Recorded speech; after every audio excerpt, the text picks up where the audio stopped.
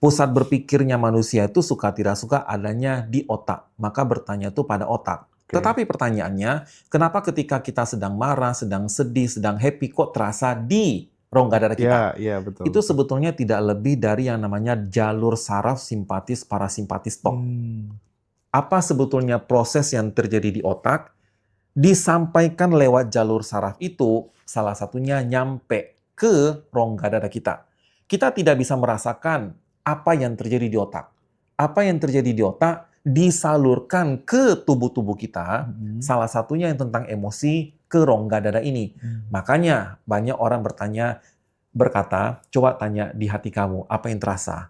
Sedihkah, happy-kah, segala macam, itu tidak lebih dari sekedar jalur saraf simpatis parasimpatis. Hmm. Tetapi itu sebetulnya juga bisa menjadi signal bagi kita. Signal menjadi sebuah pertanda agar kita itu berpikir bahwa memang ada terjadi sesuatu. Ketika kita itu merasa tenang-tenang saja, ya tidak ada sesuatu yang aneh terjadi di badan. Tetapi ketika kita melihat ada suatu bahaya nih, tiba-tiba dada kita terasa deg. Nah, itu sebetulnya sinyal yang dihantarkan dari otak kita ke rongga dada kita ini. Itu sebetulnya adalah Oke. sinyal yang perlu kita mulai waspada. Maksudnya apa? Mhm. Kira-kira begitu. Nah,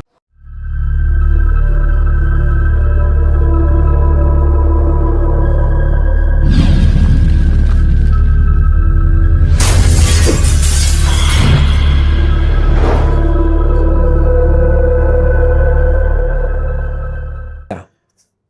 banyak orang dikasih hardware sama Tuhan itu berupa otak. Ya. Otaknya sama, tetapi banyak nasibnya yang berbeda gitu. Nah, ya, Terus betul. kadang lahir dari rahim yang sama, Hmm. dengan latar belakang keluarga juga yang sama, Hmm. ibu yang sama, tapi jalan hidupnya juga berbeda-beda gitu. Nah, sejauh mana kemudian otak itu, cara kerja otak itu kemudian menentukan jalan hidup seseorang gitu. Hmm. Oke, itu berangkat dari situ dulu, Bang. Ini pertanyaan pertamanya langsung tembak bazooka ya. Gini, ini ada satu hal yang menarik. Pertanyaan dari Bang Hendra, sejauh mana otak itu mempengaruhi jalan hidup seseorang? Nah, begini Bang Hendra, ketika kita bicara tentang otak manusia, sebetulnya kita perlu melihat dua hal. Kita berbicara tentang struktur otaknya kah? Atau yang kedua, bicara tentang fungsi otaknya. Apakah struktur mempengaruhi fungsi? Jawabannya adalah iya. Nanti fungsinya otak ini akan mempengaruhi bagaimana perilaku dan juga kebiasaan kita. Oke. Jangka panjang, perilaku dan kebiasaan kita ini nantinya akan mempengaruhi otak kita. Jadi ibaratnya seperti telur dan ayam lebih dulu mana. Seperti itulah kira-kira perputaran-perputarannya. Nah sekarang, berbicara tentang jalan hidup, tidak bisa sekedar otak lalu jalan hidup. Kita harus mencoba melihatnya dulu satu persatu, layer per layer. Ketika kita bicara tentang otak, bukan otaknya ini yang nantinya akan mempengaruhi hidup, tetapi bagaimana pola pikir kita dan juga perilaku kita nantinya. Yang menariknya di sini, otaknya sama, semua otak sama. Yang menjadi pembeda itu adalah bagaimana ia menjalani hidup. Oke lah kita sebut saja asupan energinya seperti apa, pola asuhnya seperti apa, itu satu hal. Tapi yang menariknya adalah yang dimaksud dengan pola hidup dan yang dipengaruhi oleh pikiran itu berangkat betul dari pengalamannya menjalani hidup dan bagaimana ia merefleksikan dirinya terhadap pengalamannya itu. Nah, pengalamannya menjalani hidup, suka tidak suka, itu sangat dipengaruhi mulai pertama sekali dari latar belakang keluarganya. Latar belakang keluarganya maksudnya bukan berarti kamu tuh anak siapa, ekonominya seperti apa, bukan seperti itu. Tapi lebih dari orang tua mengajarkan tanda kutip kepada anak. Ketika kita menghadapi sebuah permasalahan, bagaimana cara kita merespon? Di situ menariknya. Sekalipun ada permasalahan yang sama, masing-masing orang perspektifnya berbeda. Membuat bagaimana cara kita menghadapinya pun berbeda. Nah, di sini nanti menariknya. Pola kita menghadapi sebuah permasalahan itu yang membentuk perilaku itu yang membentuk kebiasaan, itulah yang nantinya akan mempengaruhi jalan hidup. Jangankan otak, Bang Hendra, namanya yang sama saja bisa berbeda nasib. Iya. Itu sering sekali tuh, saya Betul, ketika betul. memberikan pelatihan, namanya siapa, namanya sama. Heeh. Tapi saya suka bercandain, namanya sama tapi nasibnya beda ya. Hmm. Nah, kembali lagi, dikatakan sejauh mana, justru disitulah pola awalnya. Sekalipun stimulus sama, perspektif tiap orang berbeda. Respon tiap orang berbeda. Itulah yang nantinya akan membedakan hasil. Dan itu memang bermula dari otak. Bagaimana sih cara kita merubahnya? Cara kita merubah struktur otak itu tidak mungkin dirubah oleh kita pribadi. Yang bisa kita lakukan adalah bagaimana mengontrol diri kita terhadap stimulasi yang muncul. Dunia luar kita tak bisa kontrol, tapi kita bisa mengkontrol bagaimana cara kita berespon. Nah, di situ nanti pembedanya, Bang. Oke. Nah, sebelum kita ngobrol jauh nanti sampai ke law of attraction dan lain sebagainya ya Bang Edmi ya. Mungkin teman-teman di Ngaji Roso kan masih karena ini baru pertama kali ya. Iya. Saya ngundang pakar neuroscientist tuh baru kali ini. Terima Jadi, kasih pujiannya. ini seneng banget gitu ya. Mungkin sebagai awal gitu, teman-teman mungkin perlu di brainstorming dulu, Bang Edmi. Ya. Neuroscience itu sebenarnya apa sih gitu ya? Dan dari pengalaman hidup Bang Edmi ya sebagai seorang pakar neuroscientist ini, apa yang bisa mungkin ditransformasikan buat teman-teman semuanya ketika saya belajar ini, hidup saya berubah ini penting untuk kemudian dielaborasi, Bang. Ini menarik, Pak Hendra. Kalau saya mengajar para mahasiswa di kelas-kelas, entah itu di Indonesia, di Brunei Darussalam, kadang-kadang juga pernah di Malaysia, saya selalu memberikan pertanyaan yang serupa. Menurut kamu neuroscience itu apa? Dan biasanya murid pertama dan kedua akan berkata, I'm sorry dokter, I don't know, saya tidak tahu. Murid ketiga dan keempat akhirnya memberikan jawaban. Dan kalau kita mencoba mencari informasi dari textbook, neuroscience itu sederhana. Berasal dari kata neuro dan juga berasal dari kata science. Science itu adalah ilmu. Nanti Bang Hendra akan tahu ada beda antara science dan knowledge. Ilmu meskipun berangkat dari pengetahuan, tapi ilmu itu beda dengan pengetahuan. Nanti bisa saya jelaskan. Nah, sekarang ada kata neuro. Neuro itu arti gampangnya ya saraf lah. Jadi neuroscience adalah ilmu tentang saraf, clear. Tetapi menariknya, ketika kita berbicara tentang neuroscience itu, levelnya sampai level mana saja sih? Apakah betul hanya sekedar level cellular talk? Atau mungkin lebih deep level molekuler? Ataukah nanti sebetulnya di level atasnya lagi yang dinamakan sebagai kognisi? Kognisi. Berpikirnya manusia. Kognisi itu macam-macam. Memori, bahasa, critical thinking, creativity, itu semua bagian dari kognisi. Saya sendiri, background saya itu betul adalah kedokteran. Fakultas Kedokteran, Universitas Andalas saya dulunya kuliah, tahun 2003. Lalu saya melanjutkan pendidikan S3 Bedah Saraf di Departemen Bedah Saraf JICI Medical University. Jepang ya? Jepang. Itu neurosurgery. Fokusnya saya itu ada pada cognitive neuroscience. Bicara tentang ilmu saraf, fokusnya itu pada cognition-nya. Saya tidak melakukan penelitian level seluler, juga tidak melakukan penelitian tentang molekuler. Nah, yang namanya kognisi itu sendiri pun ada lagi yang dinamakan level terapan. Makanya itu yang dinamakan sebagai applied cognitive neuroscience. Jadi, ketika sekarang ini kan tampak sekali ya, mulai semakin ngetrennya lah istilah neuroscience di Indonesia itu. Sepanjang yang saya coba selidiki, Bang Hendra, di perguruan tinggi Indonesia itu tidak ada yang namanya program studi neuroscience. Nomenklaturnya tidak ada. Maka banyak itu beberapa orang konsultasi dan bertanya kepada saya, Dok, kalau saya itu ingin belajar neuroscience di Indonesia di mana? I'm so sorry, kalau hendak belajar pure neuroscience di Indonesia itu belum ada tempatnya. Kalaupun ingin belajar, paling banter itu adalah peminatan. Jadi masuklah di prodi-prodi tertentu seperti program studi magister biomedik di Universitas Prima Indonesia, ada itu S2 di sana dan ada peminatan neuroscience, mungkin bisa di sana. Atau mungkin juga di fakultas-fakultas lain seperti psikologi yang memang ada peminatan neuroscience. Itulah yang paling mendekati. Dan kalaupun ada hendak mencari di Indonesia, paling banter itu adalah entah itu pusat studi kah ataukah lembaga neuroscience itu. Kalau ada nanti di antara teman-teman yang ingin mendalami neuroscience di Indonesia. Sayang sekali sampai saat ini yang ada di luar negeri lah kalau hendak mendalaminya. Dan itulah penjelasan singkat tentang neuroscience itu, Bang Hendra. Oke.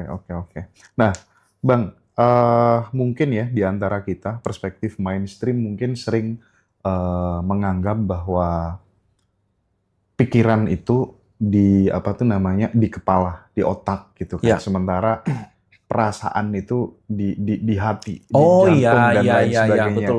Nah, itu tentang emosi. Tentang itu tuh gimana penjelasannya yang benar gitu? Ini banyak sih orang bilang, bertanyalah kepada hati kamu, apa yang kamu rasakan. Dan punten banget, mohon maaf, di rongga dada kita itu cuma ada jantung dan paru-paru. Tidak ada yang namanya pusat berpikir di situ. Ya.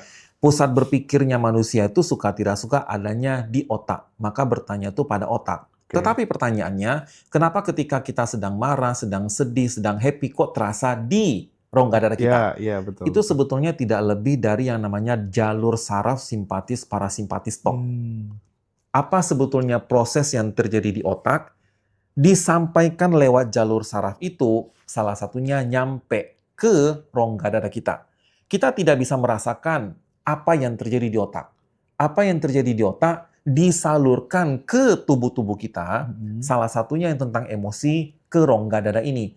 Makanya banyak orang berkata, coba tanya di hati kamu, apa yang terasa? Sedihkah, happy-kah, segala macam, itu tidak lebih dari sekedar jalur saraf simpatis parasimpatis. Tetapi itu sebetulnya juga bisa menjadi signal bagi kita. Signal menjadi sebuah pertanda agar kita itu berpikir bahwa memang ada terjadi sesuatu. Ketika kita itu merasa tenang-tenang saja, ya tidak ada sesuatu yang aneh terjadi di badan. Tetapi ketika kita melihat ada suatu bahaya nih, tiba-tiba dada kita terasa deg. Nah, itu sebetulnya sinyal yang dihantarkan dari otak kita ke rongga dada kita ini. Itu sebetulnya adalah sinyal yang perlu kita mulai waspada. Maksudnya apa? Kira-kira begitu. Nah, aku kembali soal yang pertanyaan awal tadi, Bang, ya. Karena kita melihat orang-orang seperti yang sering dijadikan contoh gitu ya. Bill Gates, Warren Buffett, ya. Terus kemudian tokoh-tokoh yang dianggap sebagai elit-elit dengan kekayaan yang sangat luar biasa itu kan katanya memiliki otaknya sama, tapi kenapa kok nasibnya bisa beda gitu. Iya. Pertanyaannya kemudian adalah, apakah benar bahwa pikiran manusia itu bisa mengubah jalan hidup seseorang? Apakah benar bahwa pikiran itu membuat manusia menjadi arsitek terhadap sejarah hidupnya gitu? Karena kita lihat bahwa ternyata otak juga ada kan istilah neuroplastisitas kan. Oh iya. Bagaimana hubungannya itu, Bang? Ini menarik nih, ketika kita mencoba mengambil contoh-contoh sepertinya Bill Gates segala macam, teman-teman semua juga perlu pahami, tokoh-tokoh elit semacam itu juga bukan berangkat dari orang yang bukan siapa-siapa. Sejarahnya juga kalau kita membaca, tahulah background keluarganya siapa. Ia bahkan dari masa remaja pun sudah memiliki privilege sekolah di tempat yang pada saat itu yang namanya komputer sangat sedikit dan dia ada di situ. Dan ketika hendak memulai sebuah usaha pun juga ternyata sangat didukung oleh orang tuanya. Jadi perlu dipahami ketika kita menyebut contoh-contoh elit-elit tertentu, kita pun juga harus melihat background dukungan keluarganya seperti apa. Jadi jangan tiba-tiba misalnya mengatakan Steve Jobs atau Mark Zuckerberg segala macam juga kok gini. Yang kita tiru tuh cuma DO-nya doang. Kita tidak pernah melihat background keluarganya seperti apa. DO-nya doang ya? Iya, hanya sekedar tidak pergi ke kampus. Mereka aja tidak pergi ke kampus tapi sukses kok. Saya tidak pergi kampus, kenapa? Ya mereka kuliahnya di mana dulu? Mereka kuliah di kampus yang begitu top dan memutuskan drop out gara-gara punya goals. Kamu nama kampusnya saja di peta kagak ada, mau nyamakan nasib, itu jelas tidak mungkin. Itu harus hati-hati di sana. Nah, tetapi menariknya adalah ketika tadi Bang Hendra berkata, apakah jalan hidup mempengaruhi seseorang? Dan saya pikir tadi mungkin bertanya tentang law of attraction, mungkin nanti kali ya. Tapi ini berbicara tentang neuroplasticity, ada satu hal yang menarik. Sampai awal tahun 1980-an dan 2000 sampai 2000-an awal, orang-orang masih berpikir bahwa yang namanya pertumbuhan otak manusia, fungsi otak manusia itu ada batasnya sampai umur 20-an lah kata orang. Otak manusia bisa berkembang sampai umur 20-an, nanti lewat dari umur 20-an yang ada cuma flat atau menurun. Tapi ternyata ketahuan itu yang namanya plasticity. Yang itu artinya otak manusia itu ada dua. Bisa adaptasi, yang kedua bisa tumbuh kembang. Ketika kita berbicara adaptasi, maksudnya apa? Oke lah, awal mulanya kita tidak pandai memasak. Tapi karena setiap hari kita memasak, ujung-ujungnya kita ahli memasak. Yang sebetulnya terjadi adalah otak manusia itu sudah mengalami adaptasi. Setiap hari di awal-awal kerja, kita takut menghadapi situasi kerja yang katanya toksik, penuh tekanan, segala macam. Tetapi karena sudah 1-2 bulan, berjalan sampai 1 tahun, kita sudah lupa apa sih yang dimaksud dengan tekanan, apa sih yang dimaksud dengan toksik, karena kita sudah terbiasa menghadapi fase itu. Makanya di sini ketahuan bahwa yang namanya otak manusia senantiasa bisa mengalami adaptasi. Dari konsep neuroplasticity ini juga lah kita akan mengerti bahwa sejatinya manusia itu bisa mempelajari apapun. Menjadi penentunya adalah ia mau atau ia tertarik. Perkara mampu atau tidak itu selalu mampu. Teman-teman semua tidak usah khawatir, saya yakin teman-teman semua juga mampu belajar tentang neuroscience. Menjadi penentunya adalah apakah teman-teman ketika belajar tentang otak dan menemui kesulitan, berani menghadapinya kah atau menghindar mencari yang lain? Itu pembedanya. Dan sering sekali yang menjadi penentu apakah kamu benar menghadapi rasa takut mempelajari tentang otak atau tidak, itu bermula dari kamu itu punya goals, punya kesukaan tidak pada topik itu. Maka kalau ditanya mampu atau tidak mampu, otak manusia itu punya sifat plastis, elastis, adaptasi.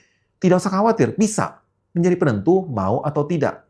Ketika menghadapi masalah, berani menghadapi atau tidak. Nah, itulah yang nanti menjadi penentu yang orang menyebutnya sebagai fight dan flight. Sayangnya umumnya sifat manusia bukanlah fight menghadapi. Kecenderungan manusia adalah flight menghindar. Nah, di situ nanti akan menjadi pembeda nasib orang. Antara orang yang sukses dengan yang tidak, kalau kita perhatikan mereka yang sukses adalah mereka yang sudah berani menghadapi rasa takut. Seperti itu. Artinya ketika kemudian hari-hari kita itu dipenuhi dengan misalnya kita tahu kalau misalnya kita ngomong soal media sosial gitu kan banyak sampahnya gitu ya. Oh iya. Ketika kemudian itu yang kita masukkan sesuatu yang konstruktif, yang progresif, itu juga akan mempengaruhi. Sangat mempengaruhi. Dan ini juga berkaitan erat dengan yang namanya adaptasi otak. Disitulah awal mula munculnya istilah brain rot. Brain otak rot. Kita mengalami pembusukan. Jadi Bang Hendra dan juga Bang Habib yang juga nonton di sini, kalau kita ingin cerdas, salah satu cara sederhana yang bisa kita gunakan adalah asupan informasi yang kita terima itu apa?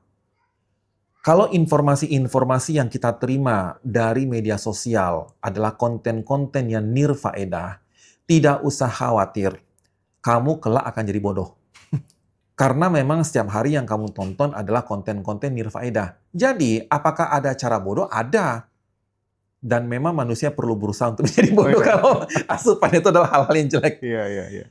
Pertanyaannya adalah, kenapa orang suka itu? Konsepnya tuh kepada fight and flight itu, Bang Hendra. Ketika kita melihat sebuah konten bermanfaat, tanpa teman-teman sadari, teman-teman itu dipaksa berpikir, ini ngomong tentang apa sih? Oke lah, gua dengerin.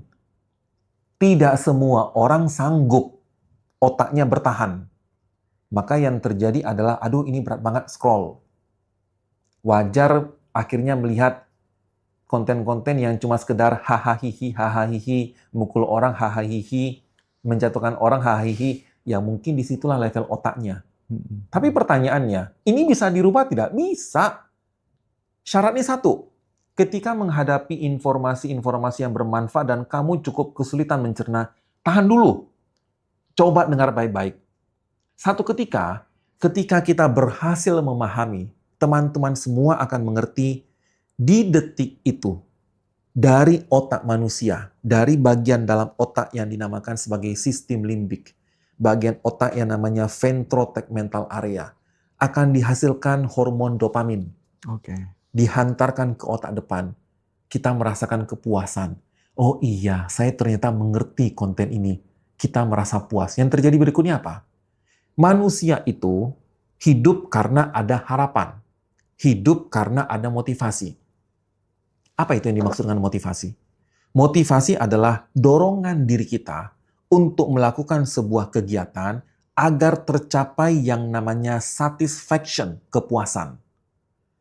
Yang tadi dimaksud dengan kepuasan, itu dia. Proses yang terjadi di dalam otak, bagian dari reward circuit. Ketika teman-teman menonton konten yang sepertinya cukup berat, tapi teman-teman akhirnya mengerti maksud ini, muncul kepuasan di situ. Dan yang namanya kepuasan itu bisa bersifat adiktif, Bang Hendra dan juga Bang Habib dan juga kawan-kawan semua yang menonton ini. Begitu kita berhasil menyelesaikan satu topik, oh menarik ya. Tidak heran berikutnya, ia tidak lagi tertarik dengan konten-konten sampah. Maka bagaimana caranya agar kita melawan konten sampah itu? Ketika teman-teman menemukan sebuah konten yang bermanfaat dan tampak bingung memahaminya, ambil dulu waktu sejenak. Tidak ada masalah berkali-kali menonton itu. Toh biaya internet juga nggak terlalu mahal sekarang. Itu lebih baik daripada kita scroll up hanya sekedar melihat. Kalau punya pacar, syarat minimalnya apa? iRocks. Jangan seperti itu dong. Itu salah satu cara yang bisa kita gunakan untuk melawan brain rot dari sisi kita. Tapi dari sisi lain, kita, seperti Bang Hendra dan Bang Habib, dan juga Ngaji Roso, apa yang bisa dilakukan untuk mengcounter terjadinya brain rot masyarakat? Satu-satunya cara yang bisa dilakukan oleh para konten kreator adalah menampilkan konten-konten yang memang berfaedah. Edukatif. Tidak lagi sekedar mengejar traffic, engagement, atau likes dengan mengandalkan konten-konten nirfaedah yang siram-siram kuah mie atau apalah apaan itu. Itu yang bisa dilakukan oleh teman-teman konten kreator menghalau yang namanya brain rot melalui media sosial. Makanya saya sangat respect dengan teman-teman dari Ngaji Roso ini. Saya yakin ini jelas bukan konten yang gampang dicerna. Tapi kita coba bersama-sama lah memahami tentang otak manusia itu. Mantap banget nih. Nah, aku tuh menaruh perhatian sangat serius terhadap olahraga, Bang. Oh iya. Nah, banyak aku menyaksikan bagaimana seorang coach ngelatih atlet itu dengan menggunakan teknik ketika kemudian pengen si anak ini kesulitan terhadap teknik tertentu gitu. Iya. Beliau ngelatihnya dengan cara melakukan quantum jump terlebih dahulu gitu. Bayangkan dan rasakan dulu seolah-olah itu sudah benar-benar terjadi dan itu direpetisi berulang-ulang dan mungkin dugaan saya gitu ya, ada sel-sel saraf otak yang kemudian lama-lama menyesuaikan, terus akhirnya kemudian yang tadinya dia kesulitan dengan teknik tertentu, misalnya sebut aja badminton atau apa gitu, akhirnya si atlet ini menjadi mudah melakukannya. Itu gimana penjelasan sayanya? Benar atau hoax kira-kira? Itu benar, yang dinamakan sebagai image training dan sebetulnya bukan tentang olahraga saja, Bang. Bahkan saya yang sudah 10 tahun menjadi dosen, sudah tidak terhitunglah berapa kali saya berbicara di depan orang, melakukan presentasi, dan sekarang mengajar juga tidak pernah lagi menggunakan PPT. Teman-teman perlu pahami, saya bisa berbicara di hadapan banyak orang, itu bukan tiba-tiba admi bisa. Agar kita menjadi ahli, jadi begini Bang Hendra, ada perbedaan antara bisa dan ahli. Perbedaan utama itu terletak pada jam terbangnya. Setiap orang bisa melakukan sesuatu, tapi tidak semua orang bisa ahli melakukan sesuatu. Dan ini sedikit agak melenceng, tapi mohon izinkan saya beritahu satu Bang Hendra kepada teman-teman semua yang menonton Ngaji Roso. Kalau kamu itu hendak menjadi ahli di segala bidang, if you want to be expert on everything, if you are expert on everything, itu artinya you are expert at nothing. Oh iya, betul, betul, Kalau betul, kamu betul. itu ahli di segala bidang, artinya kamu tidak punya Nggak keahlian. punya keahlian. Maka teman-teman perlu pahami satu hal. Ada bedanya antara bisa dan ahli. Keahlian cukup 1-2 biji.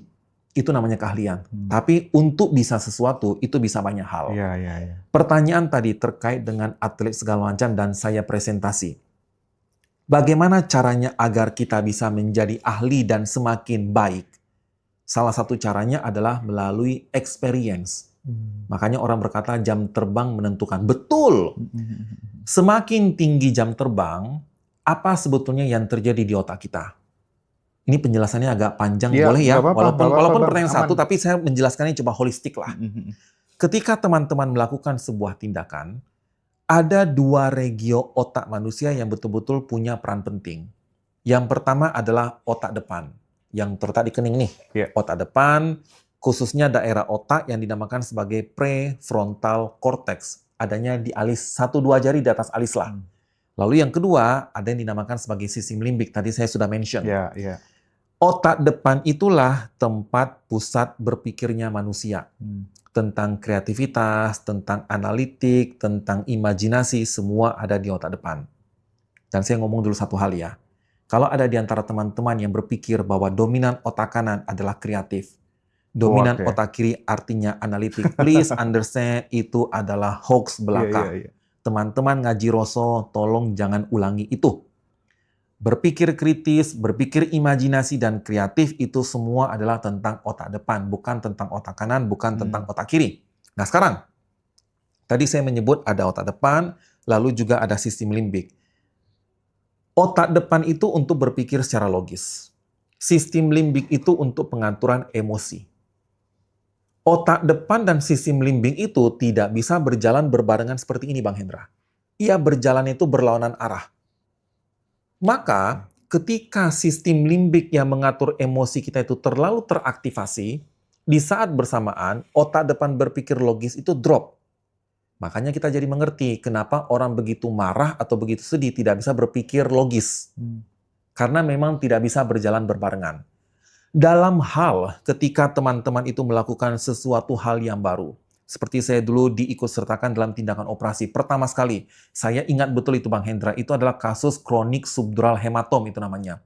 Ada penumpukan darah otak di lapisan luar otaknya. Tindakan operasinya sederhana, cukup melakukan tindakan anestesi lokal, lalu ya lakukanlah tindakan sebetulnya 30 menit juga selesai.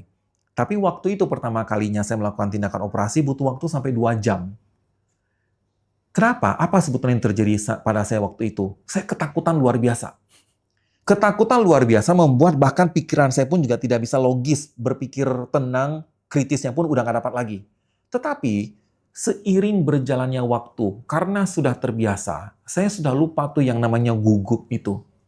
Di situ terjadi yang namanya adaptasi neuroplasticity. Pertanyaannya adalah, gimana caranya meningkatkan experience-nya itu? Betul. Salah satu cara termudah yang bisa teman-teman lakukan untuk meningkatkan experience-nya sehingga mental kita bisa terjaga, emosi kita bisa terkontrol. Karena kita sudah tahu nih, untuk mengatur emosi, salah satu caranya adalah kalau kita punya pengalaman. Tantangannya di sini, bagaimana cara meningkatkan pengalamannya itu, sementara tidak mungkin setiap hari kita bertanding. Iya. Saya pun juga tidak mungkin setiap hari presentasi. Maka yang bisa saya lakukan menambah experience-nya itu, itulah yang namanya image training. Image training. Image training. Bayangkan kita itu sedang ada di tempat. Saya sedang berbicara di hadapan orang-orang. Makanya kalau saya itu diundang menjadi pembicara, saya selalu tanya kepada panitia, ini target peserta siapa? Topiknya apa? Sebelum saya berbicara, saya bertenang dulu. Di hari sebelumnya saya tuh membayangkan, oh iya saya berbicara di hadapan para mahasiswa, bayangkan saya itu sedang berada di situ. Setidaknya saya sudah punya 1 kali experience. Maka ketika saya tampil esok hari, itu bukan pengalaman pertama. Itu adalah pengalaman kedua. Disitulah yang namanya para atlet-atlet pun diminta image. Saya ingat Bang, waktu saya itu sedang ambil S3 bedah saraf di Departemen Bedah Saraf itu, saya kan kenal para mahasiswa-mahasiswa. anak-anak tahun ke-6 lah yang Ya. sedang rotasi Departemen Beras Saraf. Mereka ngobrol, nanya, dokter dari mana? Saya bilang, Watashi Nihon Indonesia Jindes, seperti itulah ya. Lalu tanya, olahraganya apa? Shumi nan desu ka? Apa hobi kamu? Saya bilang, kadang-kadang main basket. Oh, diajak tuh, karena ternyata yang ngomong itu adalah anggota tim basket. Saya, Bang, istilah image training itu justru belajar dari mereka. Oke. Jadi, mereka kan latihan ya, malam hari ya, nggak tiap hari juga sih, seminggu 2 kali lah latihan. Pas-pasnya hebat. Lalu setelah latihan mereka break. Lalu si seniornya menyampaikan, jangan lupakan image training, lakukan dulu image training, bayangkan kamu tuh sedang olahraga. Oh iya juga ya, ketika mereka tuh sudah membayangkan seperti apa tanding olahraga, mereka tuh sudah punya pengalaman, sudah membayangkan berikutnya passing kemana. Setidaknya, saat kita berolahraga itu kan, waktu yang kita miliki untuk berespon itu kan sangat singkat ya. Iya. Bagaimana ceritanya kita bisa melakukan tindakan yang tepat kalau di waktu yang singkat itu mental kita pun juga lagi amburadul. Makanya ketika menghadapi pertandingan, satu hal yang betul-betul perlu kita perhatikan adalah mengontrol emosi. Gimana cara kontrol emosinya itu? Lagi-lagi lewat pengalaman. Jadi itu sebetulnya bukan hoax. Tapi saya pun kaget lah kenapa menggunakan istilah kuantum-kuantum. Saya agak bingung gitu loh. Memang apapun kalau udah kebanyakan ya, kalau ada hal-hal yang cukup rumit menjelaskan, orang nyebutnya melalui kuantum. Apaan sih, nggak ngerti juga.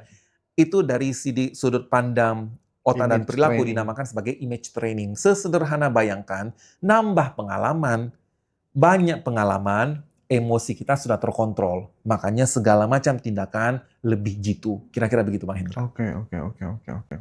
Nah, ini bisa nggak, Bang Edmi? Misalnya kita generalisir gitu. Ya. Karena aku melihat ya, banyak sekali kelas-kelas pengembangan diri yang pernah aku ikutin. Ya. Yang sebenarnya juga harganya juga tidak murah gitu. Ya. Materi paling pentingnya adalah menemukan titik tempat, mengimajinasikan tempat yang paling membuat kita damai, peaceful place begitu, terus kemudian kita membayangkan dan merasakan, mensyukuri seolah-olah kejadian yang kita idealkan dan kita cita-citakan itu udah benar-benar terjadi gitu. Nah, bisa nggak orang yang kemudian punya masalah finansial, nah terus kemudian pakai teknik ini, image training ini, terus kemudian hidupnya mampu berubah gitu kira-kira gitu. Jadi lebih makmur dan lain sebagainya gitu. Atau kemudian... Ini maksudnya law of attraction ya? Udah ngomong aja, Bang. Iya. Gimana Bang Edmi? Ini penting untuk dielaborasi lebih mendalam supaya nggak ada salah paham gitu ya. Ini topik-topik yang sebetulnya borderline, but I'll try to explain it scientifically lah. Saya coba jelaskan ya secara saintifik ya, Bang. Bisa nggak sih kalau kita itu miskin, lalu kita hendak menjadi kaya dengan cara bayangkanlah diri kamu orang kaya. Saya coba ganti cerita sedikit ya, Bang Hendra dan juga Bang Habib. Bayangkanlah Bang Hendra tuh kenal seseorang. Bang Hendra tahu dia tuh tidak kaya. Kasarnya dia miskin lah. Tapi dia tuh belagak seperti orang kaya. Nggak berpikir tentang keuangan. Mau beli apapun, beli aja tanpa pusing. Kan itu gaya orang kaya. Atau yang kedua, Bang Hendra dan juga Bang Habib kenallah seseorang. Tidak cerdas. Kasarnya bodoh. Tapi dia berperilaku seperti orang cerdas, orang pintar. Apapun segala macam dijelasin. Dari sudut pandang psikologi dan juga perilaku, itu tanda orang waham. Waham ya? Justru orang gangguan jiwa bermasalah ya? Gangguan jiwa. Tapi kalau saya sebut, itulah law of attraction. Orang percaya. Aneh toh, padahal topiknya sama. Yang menjadi pertanyaannya adalah, apakah dengan berpikir maka itu kejadian? Nggak akan terjadi. Kalau emang seperti itu terjadi, dari dulu juga timnas kita tampil tuh Piala Dunia. Iya bener ya. Cukup bermain di wilayah energi aja gitu ya. Gampang. Kalau ingin menjadi kaya raya, nggak usah bekerja. Udah kamu bertenang aja, bayangkan kamu sedang kaya raya. Kelihatan sekali di mana letak hoax-nya. Tapi, bisa dijelaskan, apakah law of attraction itu betul-betul tidak berguna? Law of attraction itu justru berguna di tahap awal belaka. Memunculkan yang namanya motivasi. Begini Bang, Ketika kita bicara tentang motivasi, itu adalah dorongan untuk mencapai sebuah tujuan yang mana tujuan itu adalah kepuasan. Bagaimana ceritanya kita tahu tentang kepuasan itu kalau tidak ada yang namanya merasakan seperti apa? Saya ingin belajar dengan giat agar saya menjadi juara 1 di kelas. Gimana caranya teman-teman bisa menggolkan itu kalau tidak pernah membayangkan yang namanya juara 1 seperti apa? Law of attraction bagus untuk di sini. Bayangkanlah bagaimana rasanya menjadi kaya raya. Bagus. Mulai dari situ, yang perlu dilakukan oleh kawan-kawan bukan membayangkan, tapi membuat planning. Planning itu sendiri, tanpa ada law of attraction pun juga bisa berjalan. Iya, betul. Tetapi yang namanya planning itu, kita sudah membuat planning misalnya, dari pendapatan bulanan hanya Jawa Timur asalnya ya. Berapa UMR di sana? 2 juta? 3 juta? 3 jutaan ya. Oke lah. 3 jutaan. Saya ingin mendapatkan gaji, target saya adalah 10 juta. Nah, ini cerdiknya orang-orang berkata LOA. Ketika membayangkan sesuatu, jangan langsung terlalu gede. Ya itu artinya apa? Mereka sendiri pun sadar. Ada hal yang nggak mungkin digapai. Oke lah, dari 3 juta kita ingin pergi ke arah 10 juta terlebih dahulu. Dan nanti akan saya jelaskan Bang Hendra, tolong ingatkan saya, ada yang dinamakan sebagai post hoc ergo propter hoc, yang menjadi andalannya orang-orang pro LOA. Selalu itu yang menjadi senjata mereka untuk membuktikan bahwa ini benar. Tolong ingatkan saya nanti, takutnya saya lupa. Nah sekarang, mulai dari 3 juta gajinya, bergerak hendak menjadi 10 juta. Yang kita lakukan apa? Kita mulai memetakan apa potensi yang kita miliki. Dan kita mulai memetakan apa peluang-peluang yang ada di mana kita bisa menambah penghasilan. Kita mulai berpikir apa saja nih pos-pos anggaran yang perlu kita kurangi agar kita bisa berhemat. Uang yang dihemat mungkin nanti bisa digunakan modal usaha atau investasi. Kita membuat planning. Lalu kita lihat, oke, planning jangka panjang.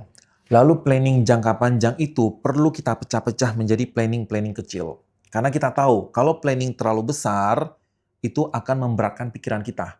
Maka solusi yang bisa kita lakukan, planning besar itu dipecah-pecah menjadi planning-planning kecil yang kita tahu sanggup menjalankannya.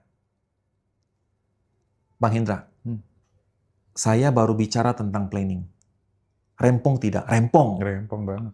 Nanti teman-teman akan melihat, ya ampun, untuk dapat duit 10 juta ternyata berat ya. Lebih gampang kamu bayangin aja deh. Udah kamu berpikir aja kamu kaya raya, nanti kamu akan kaya raya kok. Semesta akan mendukung. Enggak ada berjalan kayak gitu. Nah sekarang, kenapa itu disukai banyak orang? Di antara berbagai macam hal, kita jadi mengerti konsep yang tadi, fight dan flight.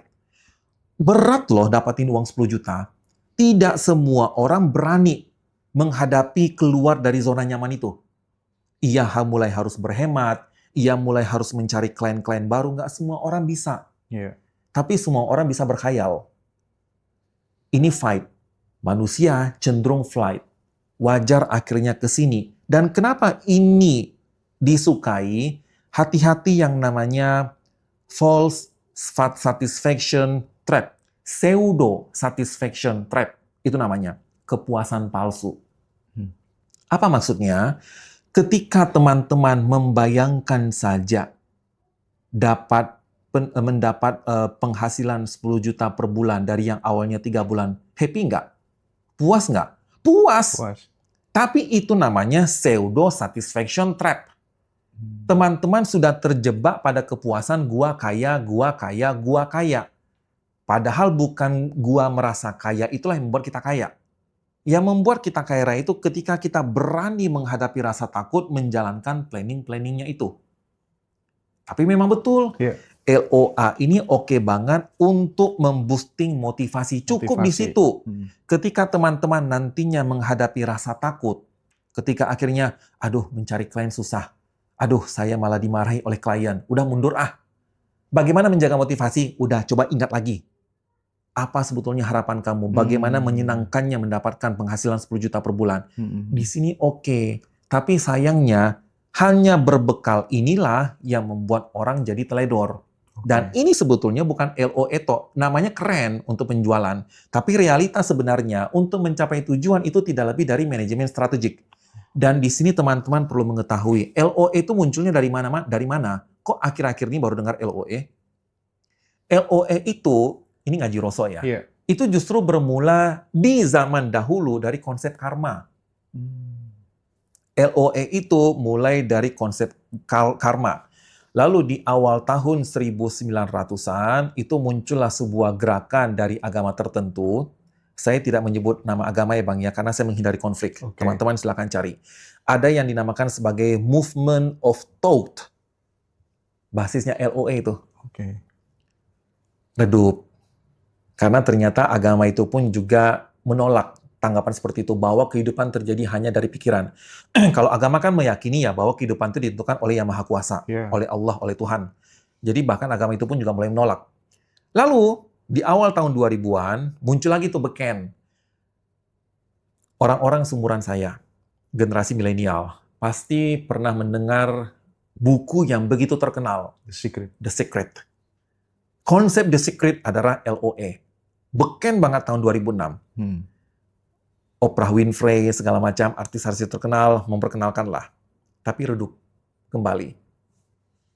Tahun 2019, COVID melanda. Orang-orang jarang pergi ke kantor. Memang tidak bisa pergi ke kantor. Dan pada saat itu, platform-platform media sosial nge-booming. Entah itu TikTok, sosial media, Instagram ketemu lagi, ruhnya. Kita tahulah sosial media itu tuh algoritma berjalan seperti apa. Semakin banyak orang melihat, dia semakin masif. LOE salah satu yang didapatkannya. Banyak orang berbicara, semakin banyak orang mengenal, dan orang menganggap itu kebenaran. Dan ketika berbicara masalah kebenaran, di sini ada satu hal yang teman-teman pahami, beberapa contoh bias kognisi. Kognisi adalah berpikirnya manusia. Dan ada yang namanya subjektif dan bias. Seseorang mempercayai sesuatu bukan karena ia benar. Ia mempercayai sesuatu walaupun tidak benar dan mempercayainya sebagai sebuah kebenaran, beberapa di antaranya karena terjadi yang namanya illusory truth effect.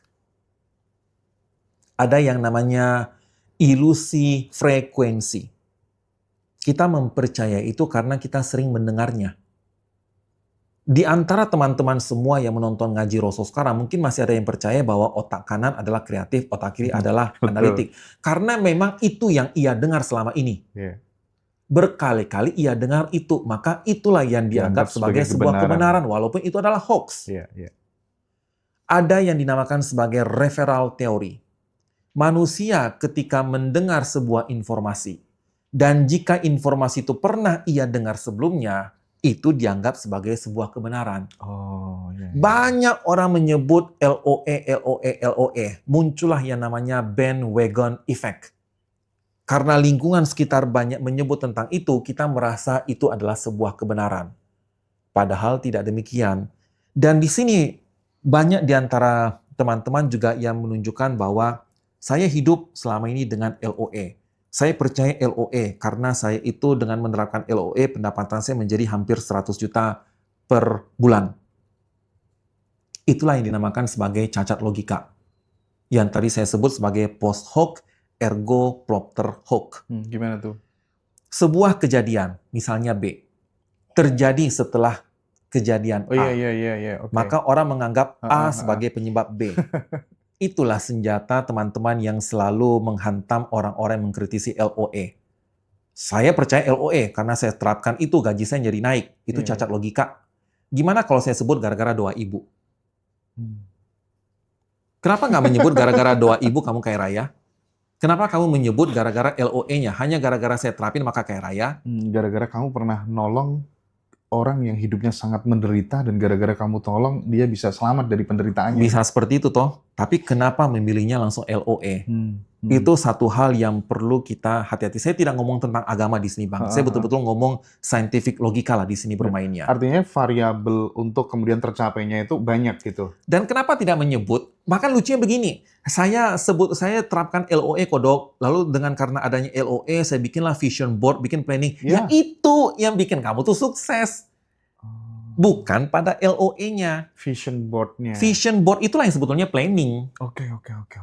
Saya Yang kemudian dari planning itu diaktualisasikan, geser ke tindakan.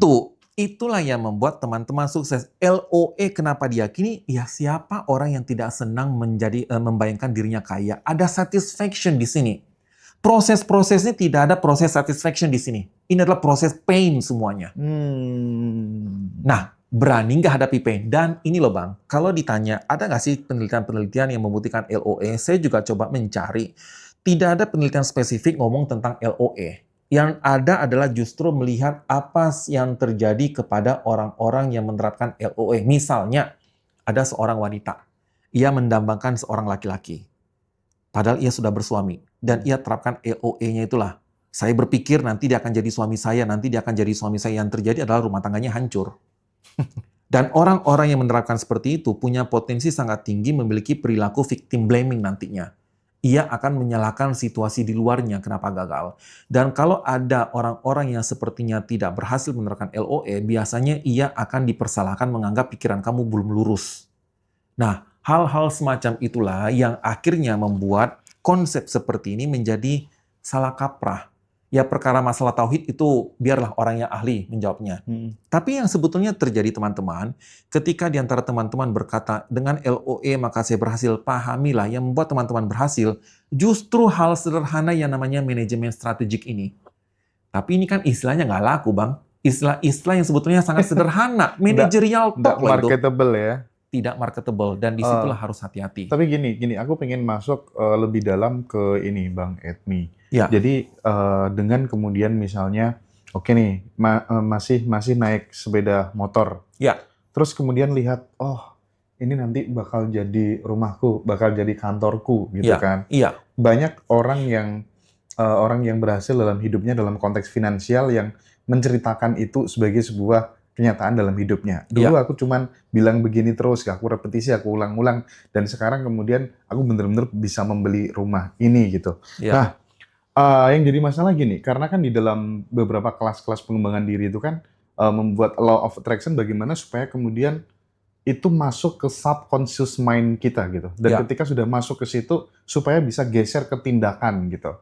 Nah, tadi Bang Edmi menyampaikan bukan LOE-nya yang menjadikan itu sebagai terwujud, tapi lebih pada ke vision board, planning-nya, yang kemudian nanti geser ke tindakan. Nah, bagaimana supaya kemudian kita memasukkan ke bawah sadar ini dan bisa geser ke tindakan tuh? Tipsnya seperti apa?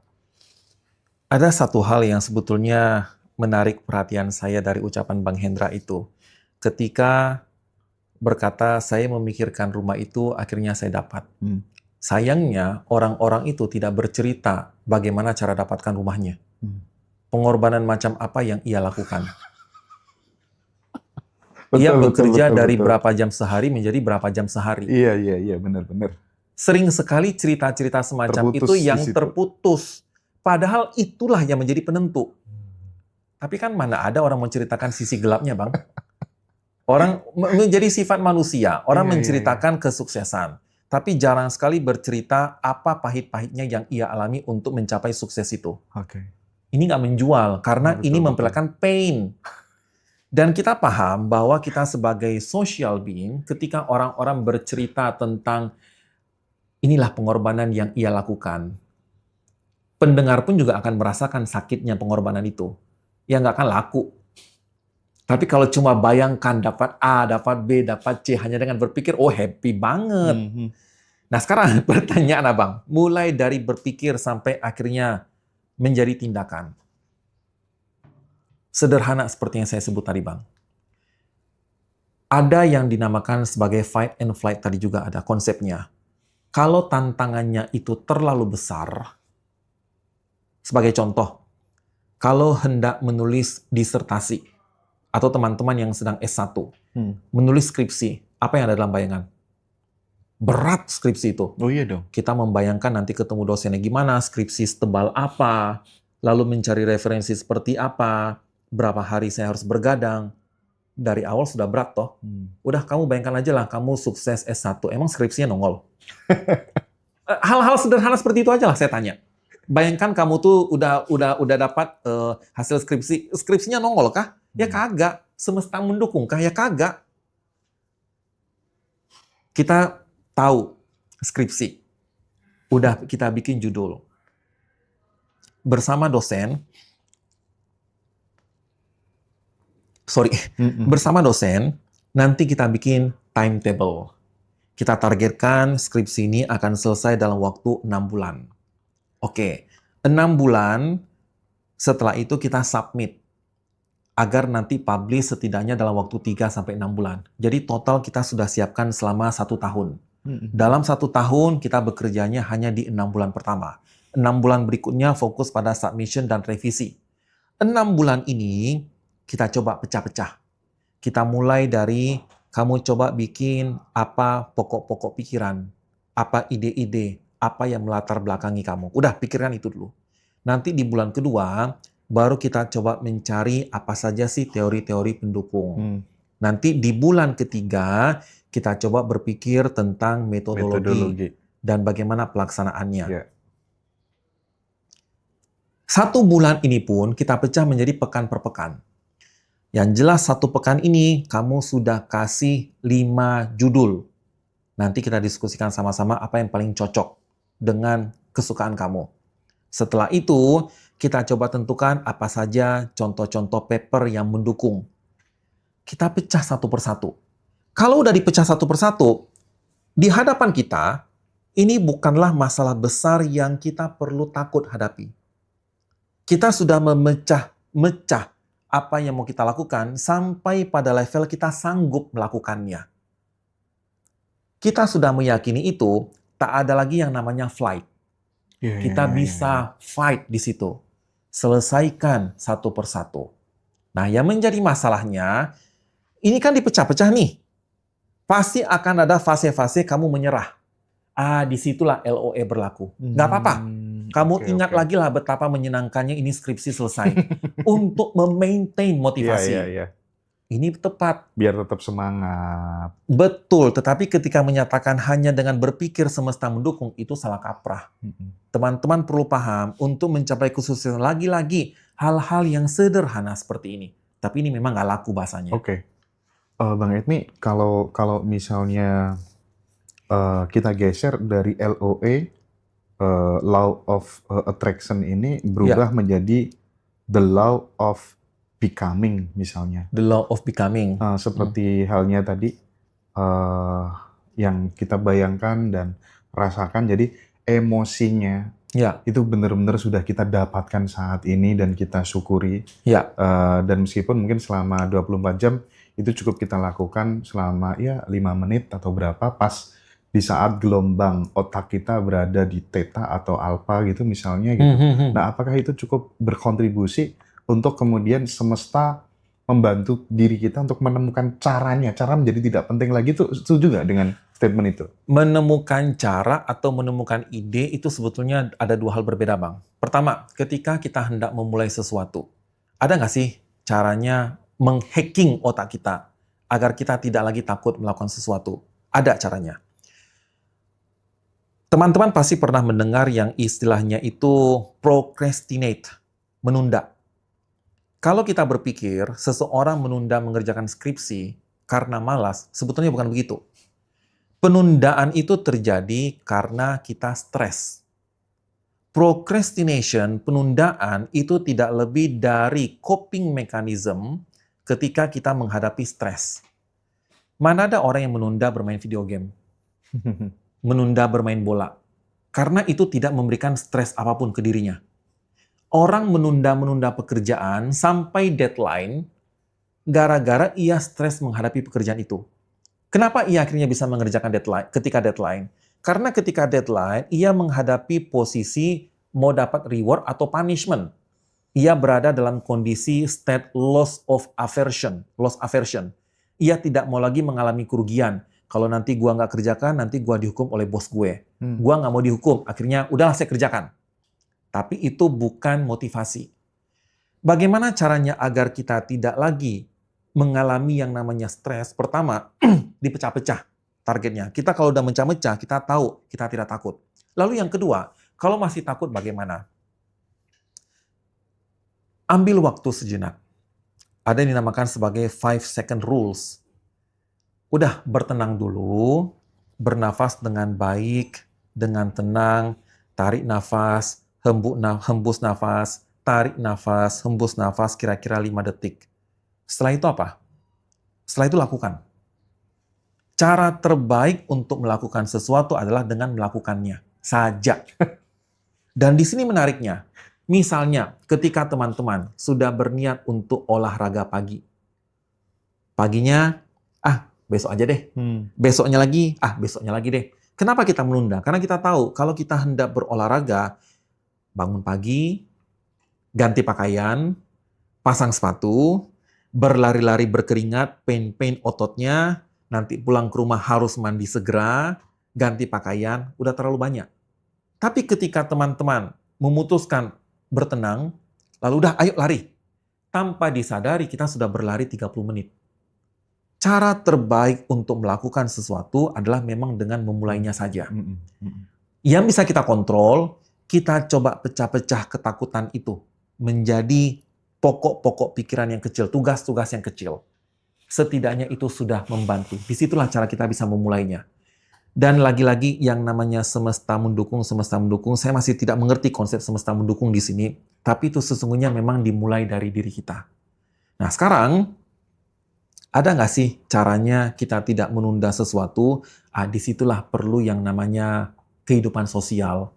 Kita perlu juga pertemanan yang memang mendukung kita. Mungkin saja itu yang dimaksud dengan semesta mendukung. Ada teman-teman yang nantinya bisa mengingatkan kita. Itu bolehlah. Lebih realistis. Ya? Lebih realistis, iya. Oke. Nah, sekarang Bang, kalau kita kan dengar ya, kalau kita ngomong soal kekuatan pikiran kan, ada yang namanya positive thinking. Ya. Ada yang namanya positive feeling. Iya. Nah, itu untuk mempengaruhi sebuah realita.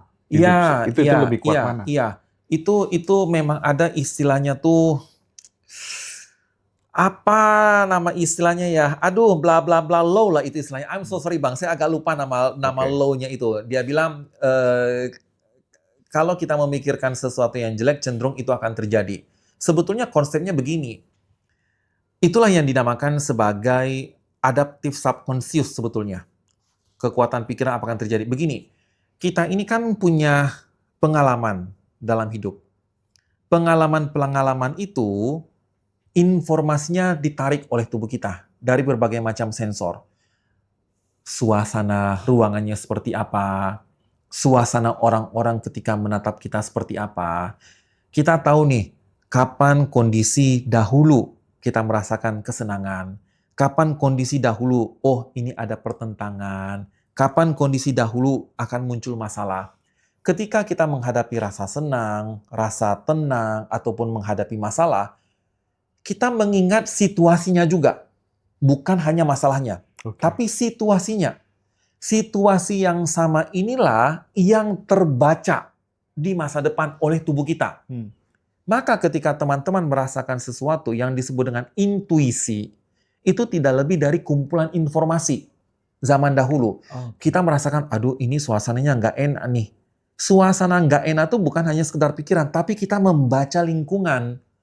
Aduh kalau kondisinya misalnya, aduh kalau muka Bang Hendra seperti itu, dan cara bicara Bang Habib seperti ini, dan entah kenapa jadi telat-telat, wah ini biasanya buruk nih.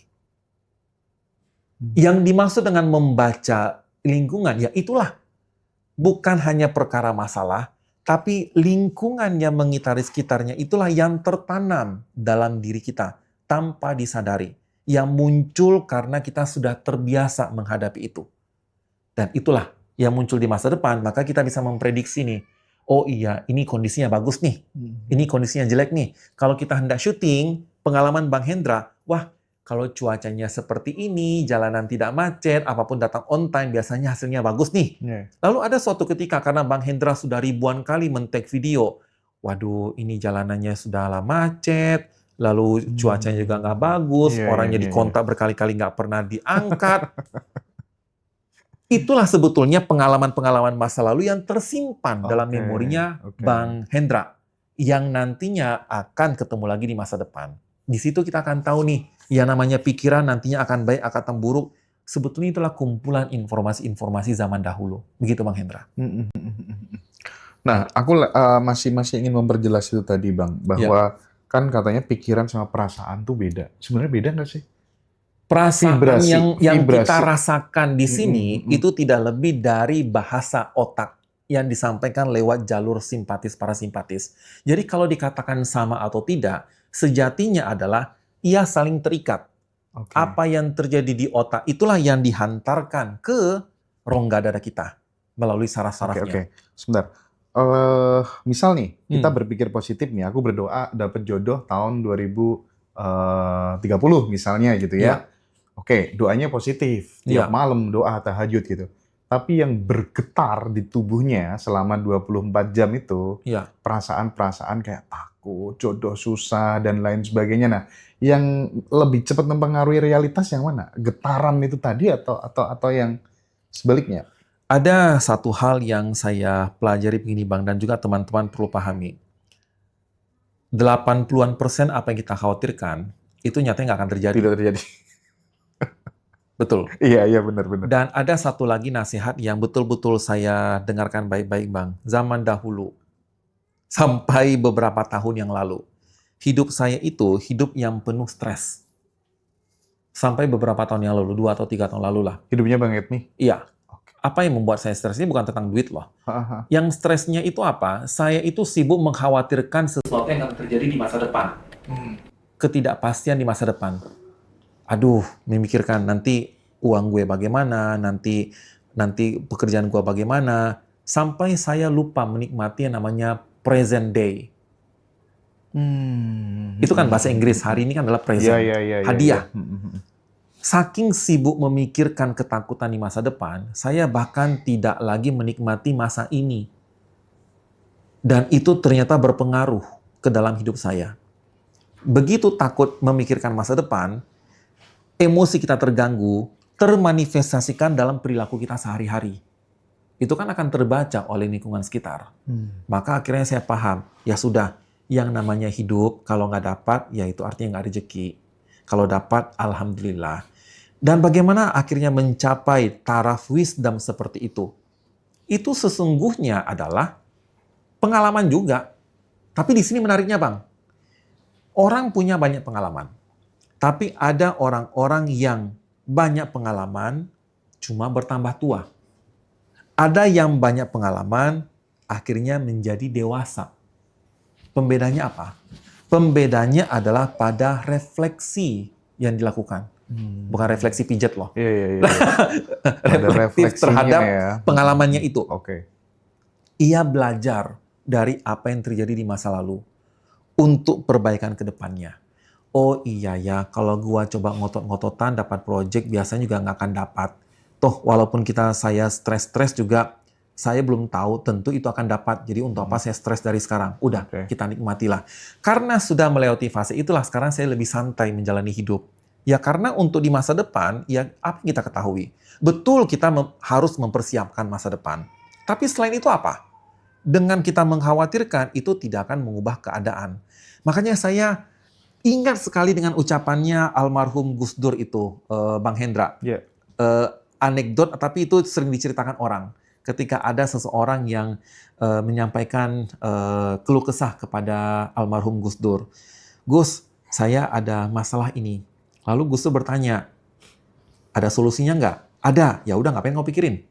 Kan ada solusinya. Lalu suatu ketika ada lagi orang datang, Gus, punten, saya ada masalah. Lalu Gus Dur bertanya, ada solusinya nggak? Nggak ada, Gus. Ya udah, ngapain kau pikirin? Kan nggak ada solusinya.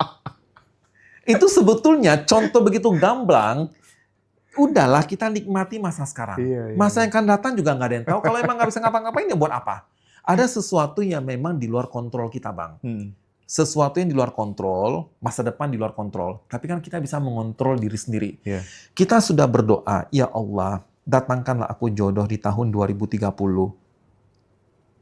Pertanyaannya adalah, lalu kenapa kamu perlu merasa takut? Kan kamu juga nggak akan tahu itu 2030 akan ada atau tidak.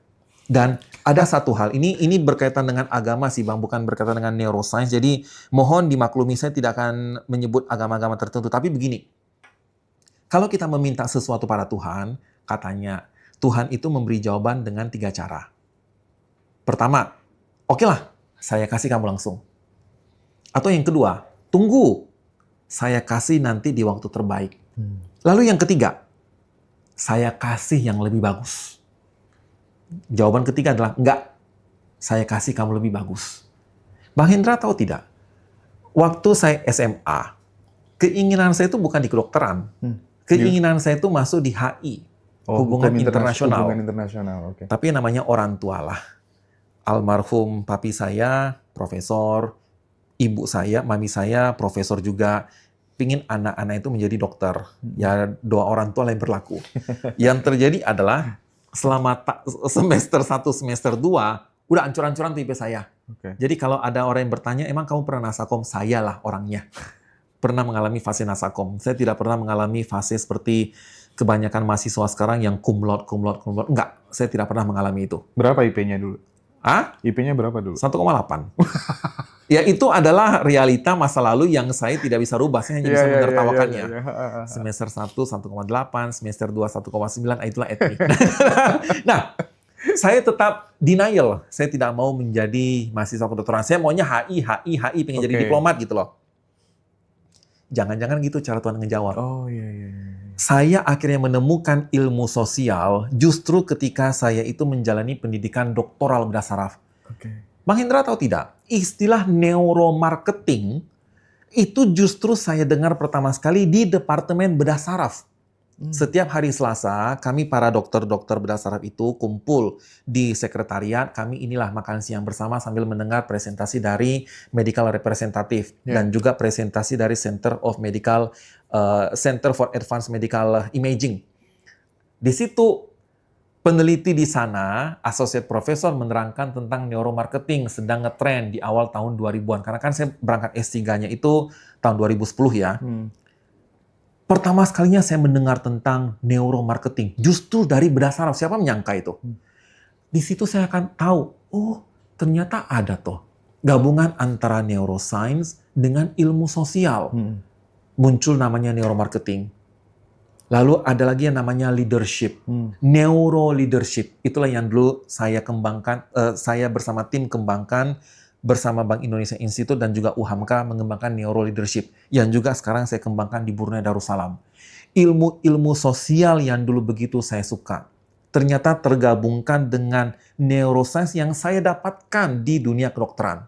Mungkin itu kali ya cara Tuhan menjawab. Saya maunya itu nanti di bidang sosial dan Tuhan menjawab, tunggu, ada waktunya. Enggak, nanti saya kasih lebih baik. Aku pengen dielaborasi lebih detail lagi Bang barangkali. Sebenarnya aku belum mempertanyakan draft pertanyaanku tuh belum aku pertanyakan sama sekali. Serius? Udah selama ini Bang? Ya udah teruslah. Tapi ini mungkin untuk Februari aja deh boleh. Aku menikmati penjelasan Bang Edmi, keren banget ya. Aku pengen tahu lebih mendalam tentang konsep neuro leadership tadi itu seperti apa? Gini, neuroscience, ilmu tentang saraf. Neuro leadership korelasi dengan saraf. Pertanyaannya sekarang, leadership itu apa?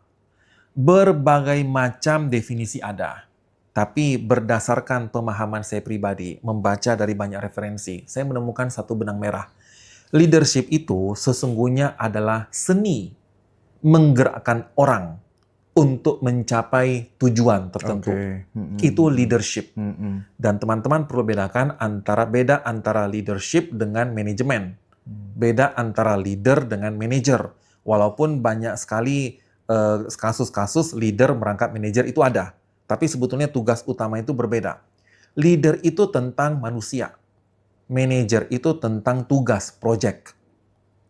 Leadership itu fokusnya adalah bagaimana agar orang-orangnya itu bisa melaksanakan tugas manajemennya dengan baik.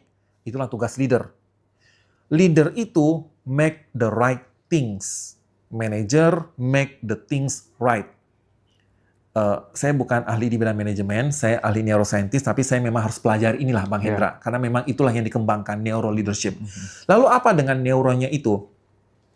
Ketika menyebut leadership adalah art, seni, menggerakkan orang untuk mencapai tertentu, seninya seni apa? Poin dari seni ini adalah agar menggerakkan orang mencapai tujuan tanpa orang itu sadari. Orang itu tidak merasa digerakkan. Oke. Disitulah bermainnya neuroscience-nya itu. Ada yang orang-orang dinamakan sebagai nudge teori lah. Orang-orang digerakkan tanpa sadari, ia digerakkan. Seperti itu. Nah sekarang, yang namanya neuroleadership, seni menggerakkan orang berbasiskan pemahaman cara kerja otak dan perilakunya bagaimana. Dengan paham bagaimana cara kerja otak dan perilakunya, leader diharapkan mampu menggerakkan orang lebih efisien, efektif. Itu maksudnya otak dan perilaku leadernya sendiri? Otak dan perilaku leader, otak dan perilaku timnya. Oke. Seperti contoh, memotivasi orang atau membuat aturan. Kenapa kalau kita membuat aturan itu harus hati-hati? Karena aturan itu kalau tidak ada konsekuensi atau disampaikan dengan cara yang tidak tepat, akan muncul konsep reaktans teori di sana. Manusia itu akan melanggar. Aturan itu dibuat dan cenderung manusia melanggar bukan gara-gara dia bebaltok. Aturan itu dilanggar karena ketika aturan diterapkan, manusia pada saat itu merasa kebebasannya terenggut. Cara untuk mendapatkan kembali kebebasan yang terenggut lewat aturan adalah dengan melanggar aturannya. Makanya ada istilah aturan dibuat untuk dilanggar. Seperti itu. Disinilah tantangan leader. Bagaimana ketika menerapkan aturan, ini betul-betul dilaksanakan. Entah itu lewat reward punishment kah, atau lewat dari cara komunikasi yang empatik. Agar mereka melaksanakan tanpa merasa terbebani. Lalu berbicara tentang motivasi. Bagaimana menggerakkan tim agar ia mencapai performa yang bagus. Bicara tentang leadership, hubungan antara leader dengan tim, ada yang namanya transaksional, ada yang namanya transformasional. Menggerakkan tim lewat transaksional gampang, kasih reward and punishment. Semua orang bisa tuh. Semua orang bisa. Tetapi metode peningkatan motivasi dengan reward and punishment itu selalu berjalan jangka pendek, cepat naik, tapi cepat turun motivasinya. Bener banget. Tapi yang namanya organisasi itu kan jangka panjang. Maka yang perlu dilakukan oleh leader, ia tidak transformasionalnya itu. Bagaimana ia bisa menjadikan timnya itu memiliki self-belonging lah. Nah, disitulah mulai yang namanya sharing visi, sharing misi, melakukan bonding dengan melakukan tindakan bersama. Tujuannya di situ. Tetapi, inilah seninya. Leader itu tidak bisa transaksional talk selama-lamanya, tidak bisa transformasional talk selama-lamanya. Disitulah seninya. Kapan dia harus transaksional, kapan ia harus transformasional, kapan ia memberikan reward punishment, penegakan aturan, kapan ia menyampaikan itu secara empatik agar mudah dipahami. Macam-macam seperti itu. Itulah konsep dari neuroleadership yang dikembangkan. Memang leadership konvensional, tetapi deep-nya adalah mereka tahu apa yang terjadi, kenapa terjadi, bagaimana proses terjadinya, yang itu menjadikan strateginya lebih efisien, efektif, lebih presisi. Dan ini long term. Long term, betul, seperti itu. Oke, nah menarik ya tentang neuro leadership gitu ya. Jadi mungkin next episode kayaknya perlu diperdalam lagi gitu teman-teman ya. Apa itu neuro marketing, neuro leadership gitu. Banyak hal lah ya yang perlu digali dari Bang Edmi ini gini.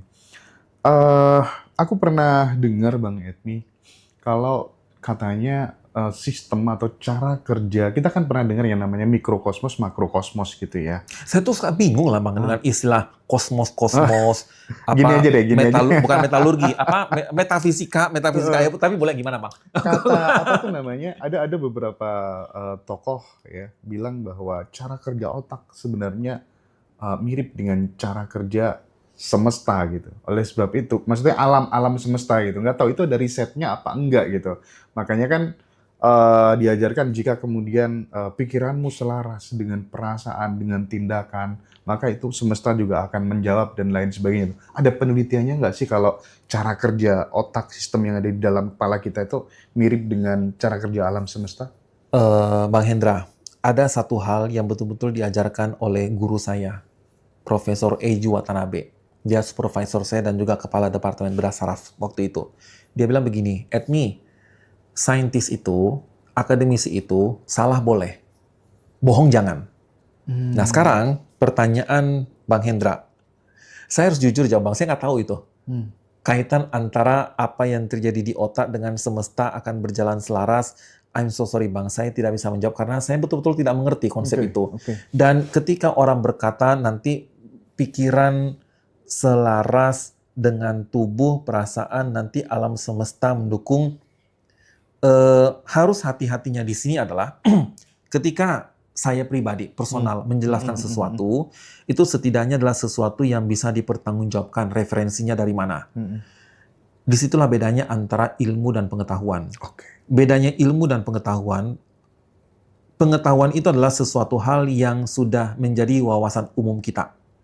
Tetapi pengetahuan itu belum bisa disebut sebagai ilmu jika itu tidak pernah diujikan. Diujikan dengan metode-metode saintifik, baik ilmiah maupun etis. Oke lah, ketika ada orang berkata korelasi antara aktivitas otak dengan perasaan, saya harus bertanya terlebih dahulu yang dimaksud dengan perasaan di sini apa? Mungkin korelasi antara gelombang otak dengan frekuensi nafas, frekuensi jantung itu mungkin make sense. Tapi ketika berkata berkorelasi antara pikiran, definisi pikiran mungkin saja ini gelombang otak, whatever lah namanya. Lalu selaras dengan semesta. Pertanyaan saya sebagai akademisi, apa indikator semesta di sini? Apanya yang dinilai? Makanya saya sendiri pun juga kalau ditanya, ada nggak artikelnya? Saya pun pertanyaan pertama adalah bagaimana sih cara ia mengukur variabelnya semesta itu? Dan bagaimana membuat komparasinya? Maaf banget, tidak terbayang oleh saya seperti apa. Maka ketika saya diminta memberikan pendapat seperti itu, saya pun malah tidak tahu dari mana mulai memberikan pendapat. Mungkin itu pengetahuan, tapi rasanya itu belum menjadi ilmu yang diujikan. Jadi saya tidak bisa mengomentari. Yang bisa saya komentari seperti yang ada pembuktian yang agak lucu-lucu ya. Ketika orang berkata bisa mengetahui karakteristik seseorang melalui jempol, sidik jari. Itu kan sudah jelas hoax-nya ya. Otak itu bisa berkembang, sidik jari kagak. Kalau sidik jari bisa berkembang, satu orang melakukan kejahatan di tahun 2010, tahun 2025 ialah melakukan lagi kejahatan, kan nggak ada gunanya lagi sidik jari. Kalau benar sidik jari itu bisa berkembang sesuai dengan otak. Nah, ini menarik Bang. Di satu sisi, perilaku adalah variabel yang bisa selalu berubah waktu ke waktu. Dihubungkan dengan sebuah variabel yang tidak akan berubah dari waktu ke waktu. Ini kan udah jelas tidak ada match-nya. Kita langsung menyebut itu hoax. Lalu bicara tentang otak dan juga alam. Korelasi variabelnya yang mana ya? Di situ saja sudah mulai muncul pertanyaan. Dan saya tidak komentari ya dengan orang-orang yang menyebut kosmos-kosmos. Itu saya tidak tahu Bang. Saya mau komentari tentang otak dan alam lah kira-kira. Tadi Bang, kembali soal apa yang ketika kemudian otak kan bisa berkembang ya. Betul. Neuron tuh bisa berubah bentuk dan koneksi. Yang bikin berubah itu kan karena apa? Pengalaman yang berbeda, terus kemudian setiap pikiran dan emosi itu kan bisa meninggalkan jejak fisik gitu. Nah, apakah berarti takdir itu sebenarnya adalah hasil arsitektur dari cara berpikir kita? Betul, beda antara nasib dan takdir ya. Takdir itu kan yang sudah terjadi. Nasib itu betul. Apakah ditentukan? Ya memang begitulah. Ketika teman-teman meyakini bahwa kawan-kawan itu sanggup menyelesaikan skripsi dan teman-teman melakukan itu kan sebetulnya adalah hasil olah pikirannya kawan-kawan sendiri. Ada yang akhirnya berani melawan, ada akhirnya yang akhirnya menunda-nunda. Ada orang yang karena begitu takut mengerjakan skripsi, tertunda-tunda kuliahnya sampai 7 tahun. Bisa jadi selama 3 tahun ia telat, betapa banyak kesempatan-kesempatan yang sudah terlewati. Nasib bisa berbeda toh. Makanya tidak salah jika menyebut nasib seseorang sangat dipengaruhi oleh pola pikir. Saya tidak tahu Bang Hendra di awalnya. Lalu saya merasa khawatir, saya nggak kenal orangnya, ngapain saya datang diundang oleh Ngaji Roso ini. Kita tidak pernah tahu ada kesempatan saya bisa share keilmuan seperti ini. Nasib berusaha berubah. Bisa jadi gara-gara saya tidak mau ikut dengan Ngaji Roso, karena saking khawatirnya, tidak mau mencari informasi lebih dalam. Makanya saya tanya sama Kak Dinda. Kak Dinda, tolong share ke saya contoh-contoh podcastnya. Oke, saya pelajari. Akhirnya saya memutuskan. Kalau saya tidak mengambil, jangan-jangan saya sekarang sedang berada di mall. Sedang menghabiskan duit saya membeli entah apa-apa. Beda nasib toh. Itu bermula dari pikiran. Maka tidak salah kalau menyebut pikiran mempengaruhi jalan hidupnya. Memang begitu. Pikiran akhirnya menentukan apa langkah kita. langkah-langkah kita itulah yang membuat kita akhirnya menemukan pintu-pintu peluang yang berbeda. Kira-kira begitu, Bang. Kalau konsep free will dan takdir, kan kita tahu kalau deterministik, Free eksistensialisme will. itu bagaimana? Yang jadi masalah kan ketika ditanya 15 menit ke depan kamu akan berpikir apa, kan kita juga nggak tahu gitu. Di mana letak free will itu menurut Bang Edmi? Ini debatable sebetulnya. Free will itu ada, tapi free will itu selalu terbatas dengan resource yang kita punya. Saya bebas menggunakan pakaian apapun. Tapi tanpa disadari, pakaian saya kan tergantung dari apa baju yang digantung di lemari. Yeah. Saya bebas menggunakan pakaian apapun. Tapi sangat bergantung kepada tamu-tamunya siapa. Ini acaranya apa. Saya bebas saja menggunakan baju batik di sini atau menggunakan blazer, dasi, segala macam. Boleh bebas dong. Tapi kan jadi nggak nyambung dengan konsep podcast yang bicara lebih santai. Saya tadi pagi memberikan pelatihan di salah satu rumah sakit. Saya pakai baju kaos ini, iya. Tapi tentu saya tutup dengan blazer. Saya bebas menggunakan baju apapun. Tapi yang namanya kebebasan selalu ada ruang lingkup batasannya. Jadi ketika ada orang berkata free will itu ada. Adakah? Benar. Apakah free will terbatas? Betul terbatas. Maka ada rentang di sini. Tidak ada yang namanya free will absolut. Tidak ada yang namanya keterbatasan absolut. Kita selalu bermain di tengah-tengah ruang itu. Kita hendak mau ngapain di 15 menit ke depan, kita boleh berpikir bebas. Tapi siapa tahu ternyata nanti liftnya itu ada masalah. Who knows? Nggak ada yang tahu. Kira-kira begitulah, Bang. Oke. Bang, aku ada 2 pertanyaan terakhir nih. Ya, banyak ya. Boleh. Jauh-jauh dari Brunei ya. Saya senang sih ditanya lebih banyak, lebih banyak. Cuman tenggorokan saya kering sambil minum ya. Jadi gini, sambil minum. Gimana, Bang? Ini tentang trauma sih. Jadi ketika kemudian ada trauma masa lalu, itu kan kalau dari obrolan tadi kan bisa mengubah struktur otak gitu. Ya. Nah, apakah melepaskan trauma berarti juga mengubah arah hidup seseorang kira-kira gitu? Pertanyaan pertamanya adalah bagaimana cara menghilangkan trauma itu? Ada 2. Waktu menghilangkan. Atau yang kedua, teman-teman punya pengalaman baru. Oh, iya. Teman-teman punya pengalaman dicopet di dalam bis. Membuat teman-teman tuh akhirnya takut lagi naik bis berikutnya. Gimana cara menghilangkan pengalaman itu? Kalau akhirnya teman-teman mendapatkan pengalaman baru, oh iya naik bis aman loh. Itu trauma bisa hilang. Butuh proof baru gitu ya. Butuh proof baru gitu ya. Betul. Dan yang kedua, ya sudah, biarkan waktu menghilangkan.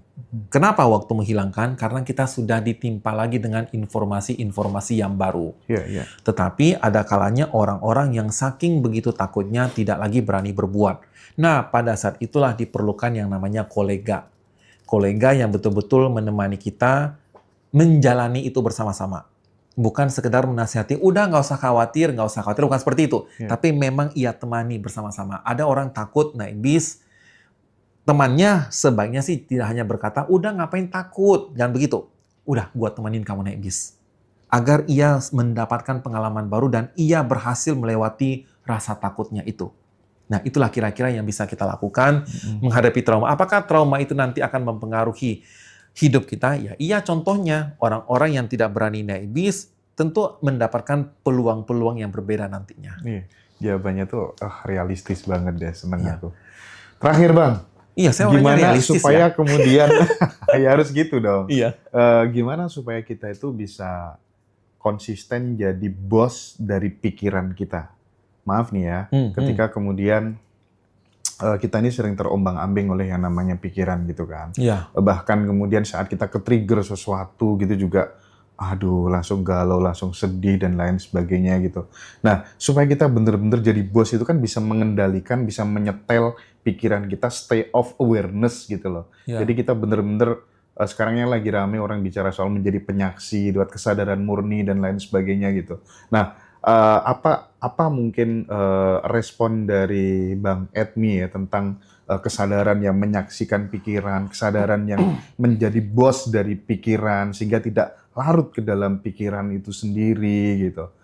Nah, itu gimana, Bang? Ucapan Bang Hendra Borsari mengingatkan saya kepada cuplikan film lah, Shawshank Redemption kalau nggak salah judulnya ya, yang katanya I'm the captain of my fate kalau nggak salah judulnya ya. Kalau nggak salah itu cuplikannya, Morgan Freeman yang menyebut itu tuh. Pertanyaan menarik sih ini. Bagaimana caranya agar kita menjadi bos dari pikiran kita sendiri? Tidak lagi terikut-ikut pada pikiran orang lain. Ada satu hal, Bang. Kalau kita itu sudah berada betul-betul dalam kondisi nothing tulus, kita tidak lagi terikat gaji gue tergantung pada orang itu. Maka walaupun kita punya pikiran, kita terpaksa ikut maunya dia. Ketika kita udah benar-benar dalam kondisi state, kita betul-betul aman, independen. Pada saat itulah kita berhasil mendapatkan yang namanya kebebasan berpikir. Tapi tentu tidak semua orang berada di fase itu. Betul kita sampai sekarang masih menjadi karyawannya orang lain. Saya sendiri pun juga bekerja di banyak tempat, punya bos-bosnya sendiri. Ada masanya saya pun harus mengikuti apa maunya bosnya saya. Tetapi dalam hidup banyak variabel-variabel toh. Ada ruang-ruang kecil yang betul-betul menjadi ruang privatnya kita. Teman-teman perlu pahami ketika berbicara hendak menjadi bos pada pikiran sendiri, bos kita pun juga punya bos yang lain lagi, lebih gede lagi. Maka dari awal jangan berpikir luas seperti ini. Karena hidup tidak pernah seenaknya kita aja. Hidup kita selalu sangat bergantung dengan keberadaan orang lain. Maka yang perlu kita lakukan adalah kita menikmati ruang kecil di dirinya kita dan kita cukuplah bersyukur di situ. Misalnya, hanya sekedar ingin makan bakso, kan tidak butuh approval dari bos. Ya sudahlah, di sana dulu.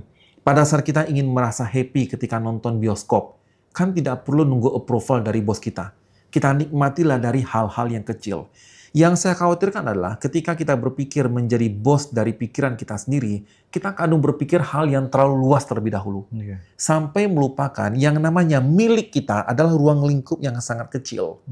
Misalnya kita bisa membaca dengan santai di pojok kamar. Tidak harus memiliki rumah gede toh, tapi punya pojok kamar, itu cukup.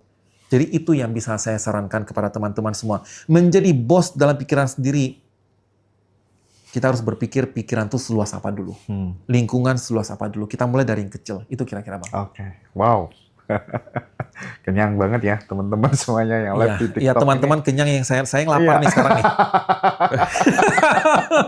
Bang, apa medsos yang bisa diikuti teman-teman kalau misalnya ingin terhubung dengan Bang Edmi atau teman-teman yang punya perusahaan, pengen ngundang Bang Edmi Edison, apa mungkin yang bisa di-share ke teman? Akhir-akhir ini saya mulai sering bermain Instagram sih. Jadi ketik saja Edmi Edison. Nah di situ tuh kan ada link saya, nyambung ke Linktree segala macam lah. Jadi cukup dari sana aja deh.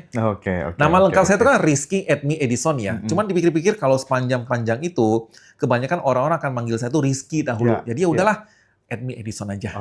Itu cukup menjadi nama berken aja lah, Edmi Edison. Bang Edmi Edison, terima kasih banyak sudah berbagi di Ngaji Rasul. Senang sekali, terhormat sekali. Saya pun senang diundang ke sini. Terima kasih banyak kok ya. Jangan bosan-bosan ya Bang ya. Thank you ya. Saya salut datang jauh-jauh dari Jawa Timur soalnya. Terima kasih banyak jauh-jauh datang ke sini. Terima kasih Bang.